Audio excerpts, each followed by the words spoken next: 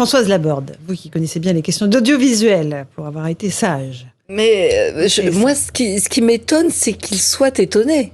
C'est la règle du jeu. Enfin, moi, j'ai regardé, franchement, Gilles Boulot a fait l'interview de façon tout à fait convenable, honnête et comme il fallait le faire, de mon point de vue. Il a posé les questions qui se posaient, parce qu'en effet, quand on arrive et qu'on se présente comme candidat à la présidence de la République, on peut pas faire table rase du passé. On vient de quelque part, on a eu des déclarations avant, et c'était bien normal.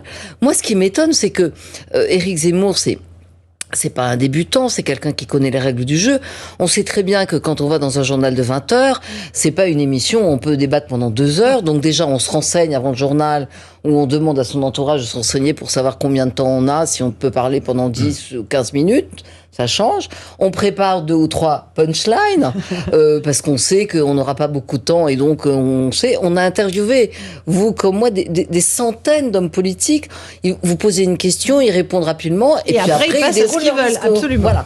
Absolument. Et là, à chaque fois que Gilles Boulot posait une question, quand il interroge par exemple sur est-ce que vous savez déjà qui sera votre Premier ministre, au lieu de répondre non, c'est pas la question, mais je peux vous dire quelles sont mes 3 premières mesures, ce qu'il aurait fait s'il avait eu un peu d'expérience de l'exercice, parce qu'on aurait pu être en mesure d'attendre, il se braque en disant non, ça n'a pas d'intérêt, et on le sent grognon pendant l'interview, alors qu'on sait que le b.a.-ba quand on passe à la télévision et qu'on veut justement rassembler les Français, c'est d'être de bonne humeur et de pas être grognon.